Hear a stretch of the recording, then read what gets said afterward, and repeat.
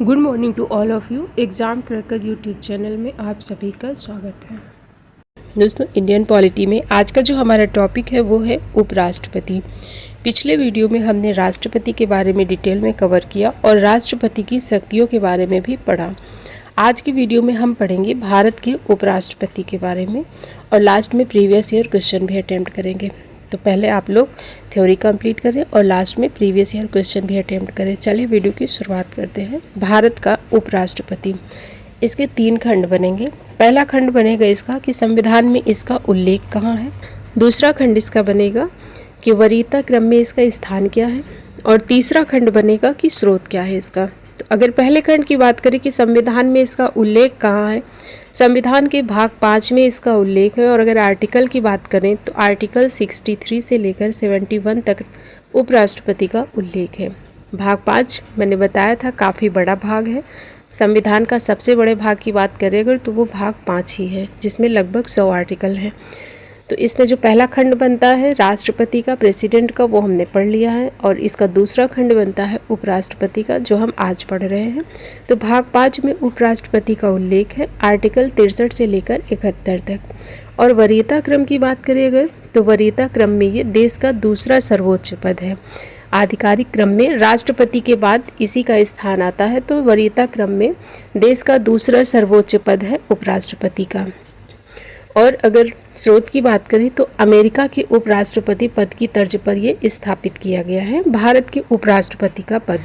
और उपराष्ट्रपति का पद राजनीतिक निरंतरता बनाए रखने हेतु इसके पद का सृजन किया गया है। राजनीतिक निरंतरता क्या है? यानी किसी समय राष्ट्रपति का पद आकस्मिक रिक्त हो जाती है, अगर यानी उसकी आकस्मिक मृत्यु हो जाए या फिर वो त्याग पत्र दे दे या महाभियोग से हटा दिया जाए तो आकस्मिक उसके पद की रिक्ति हो जाएगी। तो ऐसे में संवैधानिक निर्वात की स्थिति न बने, ऐसे में उपराष्ट्रपति कार्यवाहक राष्ट्रपति के रूप में कार्य करता है और इस दौरान उसे राष्ट्रपति की सारी शक्तियां दी जाती हैं।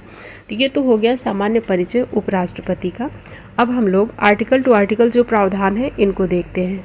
तो सबसे पहले है आर्टिकल 63। इसमें क्या उल्लेख है? तो भारत का एक उपराष्ट्रपति होगा, इसका उल्लेख है आर्टिकल 63 में। हमने पढ़ा था भारत का एक राष्ट्रपति होगा, इसका उल्लेख किस में था? 52 में था, 52 में था। और भारत का एक उपराष्ट्रपति होगा, इसका उल्लेख है आर्टिकल 63 में। इसके बाद अगला आर्टिकल है आर्टिकल 64। इसमें उल्लेख है कि उपराष्ट्रपति राज्यसभा का पदेन सभापति होगा, यानी जो भारत का उपराष्ट्रपति होगा ये राज्यसभा का पदेन सभापति भी होता है। इसका उल्लेख है आर्टिकल 64 में। फिर है आर्टिकल 65। अगर राष्ट्रपति का पद रिक्त हो जाए तो उपराष्ट्रपति राष्ट्रपति के रूप में कार्य करेगा। अभी हमने बात किया ना कि राजनीतिक निरंतरता बनाए रखने के लिए ही इस पद का सृजन किया गया। तो जब भी कभी आकस्मिक रूप से राष्ट्रपति का पद रिक्त हो जाएगा तो उपराष्ट्रपति राष्ट्रपति के रूप में कार्य करेगा। और जब उपराष्ट्रपति राष्ट्रपति के रूप में कार्य करता है तो उसको राष्ट्रपति का वेतन, भत्ता व शक्तियाँ प्राप्त होती हैं। इसका उल्लेख है आर्टिकल 65 में। इसके बाद अगला आर्टिकल है आर्टिकल 66। आर्टिकल 66 का क्लॉज 1, इसमें उल्लेख है उपराष्ट्रपति के निर्वाचन की प्रक्रिया। उपराष्ट्रपति का निर्वाचन कैसे होगा? तो राष्ट्रपति की तरह ही अप्रत्यक्ष निर्वाचन होगा।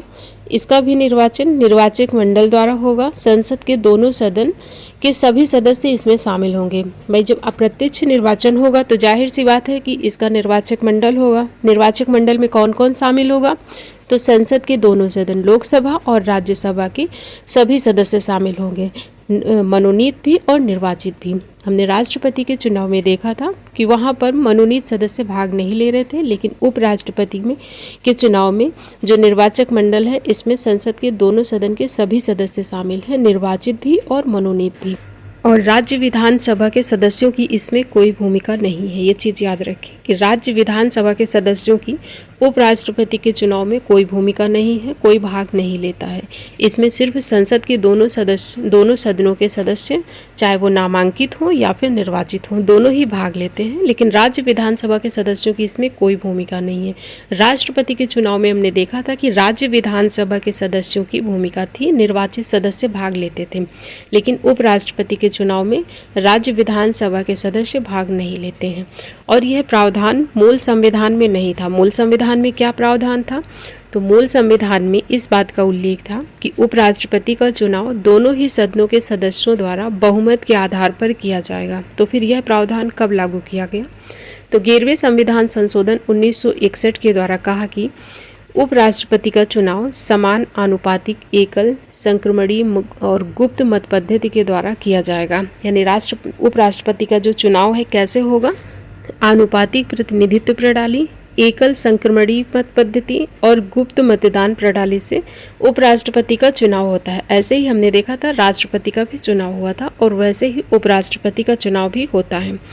इसका उल्लेख किस में है? आर्टिकल 66 क्लॉज 1 में है। और आर्टिकल 66 का क्लॉज 3, इसमें क्या है? इसमें योग्यताओं का वर्णन किया गया है। उपराष्ट्रपति पद की योग्यताएं कौन कौन सी योग्यताएं हैं? तो वह भारत का नागरिक हो, आयु न्यूनतम 35 वर्ष पूरी कर चुका हो। राष्ट्रपति में भी हमने देखा था कि आयु 35 वर्ष पूरी कर चुका हो, लाभ के पद पर ना हो और राज्यसभा का सदस्य बनने की योग्यता रखता हो। इस लाइन पर ध्यान दें कि राज्यसभा का सदस्य बनने की योग्यता रखता हो।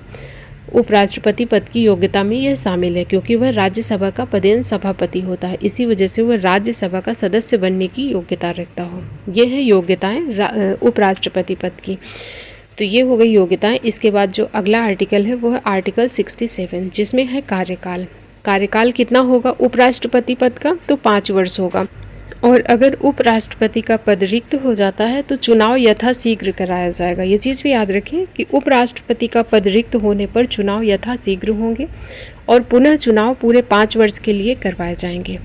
इसके बाद फिर आर्टिकल 67 में ही उपराष्ट्रपति को हटाने की प्रक्रिया का उल्लेख है। इसका भी उल्लेख किस में है? आर्टिकल 67 में है। कैसे हटाया जाएगा? तो उपराष्ट्रपति को हटाने का प्रस्ताव सबसे पहले राज्यसभा में लाया जाएगा और राज्यसभा से सामान्य बहुमत से पारित हो जाता है अगर प्रस्ताव तो लोकसभा में जाएगा और लोकसभा की सहमति के बाद राष्ट्रपति के हस्ताक्षर से उपराष्ट्रपति हट जाएगा। हमने राष्ट्रपति के देखा था हटाने की प्रक्रिया में कि प्रस्ताव किसी भी सदन में लाया जा सकता है, लोकसभा में भी, राज्यसभा में भी, लेकिन उपराष्ट्रपति को हटाने का प्रस्ताव राज्यसभा में लाया जाएगा। पहले राज्यसभा में लाया जाएगा और राज्यसभा से सामान्य बहुमत से पारित हो जाता है तो फिर लोकसभा में जाएगा और लोकसभा की सहमति के बाद राष्ट्रपति के हस्ताक्षर होंगे, फिर उपराष्ट्रपति हट जाएगा। और एक चीज़ याद रखें नोट लगा करके कि आज तक किसी भी उपराष्ट्रपति के खिलाफ हटाने का प्रस्ताव नहीं लाया गया है। इसके बाद फिर है अगला आर्टिकल 68। इसमें है पुनर्निर्वाचन कि उपराष्ट्रपति एक से अधिक बार उपराष्ट्रपति बन सकता है, उसका पुनर्निर्वाचन हो सकता है। ठीक है, इसका उल्लेख किस में है? आर्टिकल 68 में। फिर नेक्स्ट आर्टिकल है आर्टिकल 69। इसमें शपथ का उल्लेख है। शपथ दिलाता कौन है? तो राष्ट्रपति दिलाएगा। उपराष्ट्रपति को शपथ राष्ट्रपति द्वारा दिलाई जाती है और किसकी शपथ लेता है? तो संविधान के प्रति निष्ठा की शपथ लेता है उपराष्ट्रपति। और उपराष्ट्रपति पद की शपथ लेता है, ना कि राज्यसभा के अध्यक्ष की। ये भी याद रखें कि उपराष्ट्रपति जो शपथ लेता है संविधान के प्रति निष्ठा की शपथ लेता है और उपराष्ट्रपति पद की शपथ लेता है, ना कि राज्यसभा के अध्यक्ष की। इसके बाद नेक्स्ट आर्टिकल है आर्टिकल 71। इसमें निर्वाचन संबंधी विवादों का समाधान सर्वोच्च न्यायालय में होगा। इसमें उल्लेख है कि उपराष्ट्रपति के निर्वाचन संबंधी अगर कोई विवाद होता है तो उसका समाधान सर्वोच्च न्यायालय में किया जाएगा। और निर्वाचक मंडल के अपूर्ण रहने के आधार पर चुनौती नहीं दी जा सकती है। यानी अगर उपराष्ट्रपति का निर्वाचक मंडल अपूर्ण है तो इसके आधार पर उसके चुनाव को चुनौती नहीं दी जा सकती न्यायालय में। और नोट लगा के एक चीज़ याद रखें कि यदि निर्वाचन अवैध घोषित हो जाए तो उसके कार्य अवैध घोषित नहीं होंगे। यानी उपराष्ट्रपति का निर्वाचन अगर अवैध घोषित हो जाए तो जब अवैध घोषित होगा उसके पहले जो उसके द्वारा किए गए कार्य हैं वह अवैध घोषित नहीं किए जाएंगे। इसका उल्लेख किसमें है? आर्टिकल 71 में है। और इसके अलावा कुछ अन्य प्रावधान भी हैं कि कार्यकाल समाप्ति से पहले ही रिक्त भरने हेतु निर्वाचन होने चाहिए। जो उपराष्ट्रपति से रिलेटेड कुछ अन्य प्रावधान हैं इन्हें भी देखते हैं कि कार्यकाल समाप्ति से पहले ही रिक्ति भरने हेतु निर्वाचन होने चाहिए, यानी यथाशीघ्र निर्वाचन होने चाहिए। और आकस्मिक रिक्ति की स्थिति में यथासंभव शीघ्र निर्वाचन कराए जाने चाहिए। और नवनिर्वाचित उपराष्ट्रपति की पदावधि पद ग्रहण तिथि से पूर्ण 5 वर्षों की होती है। इसका अर्थ यह है कि जब आकस्मिक रूप से रिक्त हो जाए उपराष्ट्रपति का पद तो जो चुनाव होगा, निर्वाचन यथाशीघ्र करा लिया जाएगा और जो नवनिर्वाचित उपराष्ट्रपति होगा, जो नया उपराष्ट्रपति बनेगा, वह पद ग्रहण की तिथि से पूर्ण 5 वर्षों के लिए उसका कार्यकाल होगा, ना कि बचे हुए कार्यकाल के लिए। ठीक है, तो उसका कार्यकाल कितना रहेगा? पदावधि पद ग्रहण की तिथि से पूर्व 5 वर्ष के लिए उसका कार्यकाल रहेगा। ये है उपराष्ट्रपति का प्रावधान, जिनमें जो क्वेश्चन पूछे जाते हैं सबसे ज़्यादा तो निर्वाचन से पूछे जाते हैं कि निर्वाचन में कौन कौन शामिल होता है। तो लोकसभा राज्यसभा के सभी सदस्य शामिल होते हैं, मनोनीत भी और निर्वाचित भी।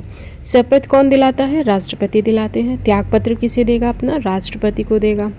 वेतन की बात करेंगे तो 4 लाख प्रति माह इसका वेतन है। और प्रथम उपराष्ट्रपति कौन थे? तो प्रथम उपराष्ट्रपति थे डॉक्टर सर्वपल्ली राधाकृष्णन। और अगर वर्तमान की बात करें कि वर्तमान उपराष्ट्रपति कौन है, तो जगदीप धनखड़ हैं। 2022 से अब तक अभी तक जितने भी उपराष्ट्रपति हुए इनकी लिस्ट अभी हम देखते हैं एक साथ। ठीक है, अभी हम उपराष्ट्रपति से संबंधित पहले कुछ महत्वपूर्ण तथ्य हैं, इनको देख लेते हैं कि उपराष्ट्रपति का चुनाव केंद्रीय निर्वाचन आयोग के द्वारा करवाया जाता है। क्वेश्चन पूछ लिया जाता है उपराष्ट्रपति या राष्ट्रपति का चुनाव कौन कराएगा, तो उपराष्ट्रपति का चुनाव केंद्रीय निर्वाचन आयोग के द्वारा करवाया जाता है। दूसरा है उपराष्ट्रपति के चुनाव से संबंधित अगर विवाद हो तो उसे केवल सुप्रीम कोर्ट सुनेगा, अंडर आर्टिकल 71 आर्टिकल में इसका उल्लेख है कि उपराष्ट्रपति के चुनाव से संबंधित कोई भी विवाद होगा तो विवाद कहाँ जाएगा? सुप्रीम कोर्ट जाएगा। और उपराष्ट्रपति पद के लिए जो अनुमोदक और प्रस्तावक चाहिए वो 20 अनुमोदक और 20 प्रस्तावक चाहिए। राष्ट्रपति के निर्वाचन में हमने देखा था कि 50 अनुमोदक हों और 50 प्रस्तावक हों, लेकिन उपराष्ट्रपति के लिए 20 अनुमोदक और 20 प्रस्तावक चाहिए होंगे। जमानत राशि कितनी है? 15,000 ही है और जमा होगी RBI के पास। कुल डाले गए वैध मतों का 1/6 भाग अगर नहीं प्राप्त होता है तो जमानत राशि जो है जब्त हो जाएगी। और भारत के उपराष्ट्रपति इस्तीफा देने वाले, अब ये मोस्ट इम्पॉर्टेंट क्वेश्चन है कि भारत के ऐसे कौन से उपराष्ट्रपति रहे हैं जिन्होंने इस्तीफा दिया है। तो पहले हैं VV गिरी, दूसरे हैं भैरव सिंह शेखावत। VV गिरी ने इस्तीफा दिया था और भैरव सिंह शेखावत ने भी इस्तीफा दिया था। VV गिरी ने कब दिया था इस्तीफा? तो 1969 में एक दुर्घटना हुई थी। उस समय डॉक्टर जाकिर हुसैन भारत के राष्ट्रपति थे। उनकी आकस्मिक मृत्यु हो जाने की वजह से जो उपराष्ट्रपति पद पर उस समय थे वो थे VV गिरी। तो VV गिरी ने कार्यवाहक राष्ट्रपति का पद संभाला, लेकिन फिर राष्ट्रपति के चुनाव पर फोकस करने के लिए इन्होंने उपराष्ट्रपति पद से इस्तीफा दे दिया था। और दूसरे हैं भैरव सिंह शेखावत। भैरव सिंह शेखावत ये 2002 से 2007 के बीच उपराष्ट्रपति रहे हैं, इन्होंने भी इस्तीफा दे दिया था। और अगर बात करें कि आज तक ऐसे कितने उपराष्ट्रपति हुए हैं जो निर्विरोध उपराष्ट्रपति बन चुके हैं, तो 3 हुए हैं। कौन कौन से? सर्वपल्ली राधाकृष्णन, शंकर दयाल शर्मा और मोहम्मद हिदायतुल्ला। ये 3 उपराष्ट्रपति ऐसे हुए हैं जो निर्विरोध उपराष्ट्रपति बने हैं। सर्वपल्ली राधाकृष्णन की बात करें अगर, तो ये 1952 से 1962 तक रहे हैं। और शंकर दयाल शर्मा की बात करें कि शंकर दयाल शर्मा कब रहे हैं, तो 1987 से 1992 तक रहे हैं। और मोहम्मद हिदायतुल्ला ये कब रहे हैं उपराष्ट्रपति, तो ये 1979 से लेकर के 1984 तक उपराष्ट्रपति पद पर रहे हैं। तो ये 3 ऐसे उपराष्ट्रपति हुए हैं जो निर्विरोध बने हैं। और एकमात्र उपराष्ट्रपति जिसका पद पर रहते हुए निधन हुआ है, क्वेश्चन पूछा जाता है कि एकमात्र उपराष्ट्रपति कौन सा है जिसका पद पर रहते हुए निधन हुआ है, वो है कृष्णकांत। कृष्णकांत इनका पद पर रहते हुए निधन हुआ था और ये 1997 से 2002 के बीच में उपराष्ट्रपति रहे हैं, डॉक्टर के कृष्णकांत। ठीक है, और उपराष्ट्रपति का पद हमने पढ़ा है कि कहाँ से लिया गया है? अमेरिका से लिया गया है। कार्य क्या है कि राज्यसभा का पदेन सभापति होता है और राष्ट्रपति का पद रिक्त होने पर राष्ट्रपति के रूप में यह कार्य करता है। यही उपराष्ट्रपति का कार्य है। इसके बाद जो अभी तक उपराष्ट्रपति हुए हैं ना, इनकी लिस्ट देखते हैं। सबसे पहले हुए हैं डॉक्टर सर्वपल्ली राधाकृष्णन, 1952 से 1962 तक इनका कार्यकाल रहा। उसके बाद फिर दूसरे हुए हैं डॉक्टर जाकिर हुसैन, 1962 से लेकर 1967 तक रहे हैं। फिर हुए हैं VV गिरी, 1967 से 1969 तक। उसके बाद फिर चौथे हुए हैं गोपाल स्वरूप पाठक, इनका कार्यकाल रहा है 1969 से 74 तक। फिर BD जत्ती 1974 से 1979 तक रहे हैं। और M हिदायतुल्ला, न्यायमूर्ति M हिदायतुल्ला, ये 1979 से लेकर के 1984 तक उपराष्ट्रपति रहे। इसके बाद फिर आर वेंकट रमन 1984 से 1987 तक रहते हैं। फिर शंकर दयाल शर्मा 1987 से 1992 तक रहे। फिर इसके बाद के आर नारायणन 1992 से 1997 तक रहे। फिर डॉक्टर के कृष्णकांत ये 1997 से 2002 तक रहे हैं। फिर है भैरव सिंह शेखावत 2002 से 2007 तक इनका कार्य रहा है। और मोहम्मद हामिद अंसारी 2007 से 2017 तक उपराष्ट्रपति रहे हैं। इसके बाद फिर आए एम वेंकैया नायडू जो 2017 से 2022 तक रहे हैं। और फिर हैं जगदीप धनखड़ जो 2022 से अब तक वर्तमान में इनका कार्यकाल चल रहा है। और इसमें से कौन से ऐसे उपराष्ट्रपति हैं जिन्होंने कार्यवाहक राष्ट्रपति के रूप में भी कार्य किया है? तो सबसे पहले तो हैं वीवी गिरी, इन्होंने भी कार्यवाहक राष्ट्रपति के रूप में कार्य किया है। बीडी जट्टी, इन्होंने भी कार्यवाहक राष्ट्रपति के रूप में कार्य किया है। और मोहम्मद हिदायतुल्लाह, न्यायमूर्ति मोहम्मद हिदायतुल्लाह, इन्होंने भी कार्यवाहक राष्ट्रपति के रूप में कार्य किया है। तो इसी के साथ हमने उपराष्ट्रपति के बारे में आर्टिकल टू आर्टिकल जो प्रावधान है वो भी पढ़ लिया है और उपराष्ट्रपति की जो अभी तक की लिस्ट है वो भी देख लिया है। अब हम लोग प्रीवियस ईयर कुछ क्वेश्चन देखते हैं कि उपराष्ट्रपति से रिलेटेड कैसे क्वेश्चन एग्जाम में बने हैं। पहला है, भारत के उपराष्ट्रपति का निर्वाचन एक निर्वाचक गण द्वारा किया जाता है जिसके सदस्य होते हैं डैश, यानी उपराष्ट्रपति के जो निर्वाचक मंडल होता है इसमें कौन कौन से सदस्य शामिल होते हैं? संसद के दोनों सदनों के केवल निर्वाचित सदस्य, या फिर संसद के दोनों सदनों के सभी सदस्य, या राज्यसभा और राज्य विधानसभाओं के केवल निर्वाचित सदस्य, या फिर राज्य विधानसभाओं के केवल निर्वाचित सदस्य। क्या होगा इसका करेक्ट आंसर? इसका करेक्ट आंसर है ऑप्शन नंबर बी, संसद के दोनों सदनों के सभी सदस्य इसमें शामिल होते हैं, चाहे मनोनीत हो या फिर निर्वाचित हो। और इसका उल्लेख किसमें है? आर्टिकल 66 क्लॉज 1 में इसका उल्लेख है। इसके बाद अगला क्वेश्चन है, भारत के उपराष्ट्रपति निर्वाचित होते हैं डैश, जनता द्वारा, निर्वाचक मंडल द्वारा जो राष्ट्रपति को निर्वाचित करता है, या फिर संसद के दोनों सदनों के सदस्यों द्वारा, या फिर राज्य के विधान मंडल द्वारा। क्या होगा करेक्ट आंसर? इसका करेक्ट आंसर है ऑप्शन नंबर सी, संसद के दोनों सदनों के सदस्यों द्वारा। फिर अगला क्वेश्चन है, भारत के उपराष्ट्रपति का चुनाव किस तरह होता है? राष्ट्रीय स्तर पर सीधे चुनाव से, या फिर राष्ट्रपति द्वारा मनोनयन से, या लोकसभा के सांसद और विधानसभा के विधायकों से सीधे चुनाव होता है, या फिर लोकसभा और राज्यसभा के सांसदों द्वारा सीधे चुनाव से। करेक्ट आंसर क्या होगा? करेक्ट आंसर है ऑप्शन नंबर डी, लोकसभा और राज्यसभा के सांसदों द्वारा सीधे चुनाव से। तो अभी तक 3 क्वेश्चन हमने देखे और तीनों ही निर्वाचक से संबंधित हैं, उपराष्ट्रपति के निर्वाचन से रिलेटेड है। लैंग्वेज क्वेश्चन की चेंज कर करके क्वेश्चन पूछा गया है। इसके बाद फिर अगला क्वेश्चन है कि 2022 के भारत के 16वें उपराष्ट्रपति चुनाव के लिए निर्वाचक मंडल में कितने सदस्य हैं? 798, 788, 545 या फिर 250। करेक्ट आंसर क्या होगा? करेक्ट आंसर है ऑप्शन नंबर बी, 788। 16वें उपराष्ट्रपति चुनाव 2022 हेतु जो निर्वाचक मंडल में शामिल सदस्य थे उसमें राज्यसभा के 233 निर्वाचित सदस्य थे, 12 मनोनीत सदस्य थे और लोकसभा के 543 निर्वाचित सदस्य थे। इस प्रकार कुल मिलाकर कितने हो गए? 788 सदस्य शामिल थे। इसके बाद अगला क्वेश्चन है, राज्यसभा का सभापति कौन है? राष्ट्रपति, उपराष्ट्रपति, प्रधानमंत्री या फिर लोकसभा का अध्यक्ष? करेक्ट आंसर क्या होगा? ऑप्शन नंबर बी, उपराष्ट्रपति। राज्यसभा का सभापति उपराष्ट्रपति होता है।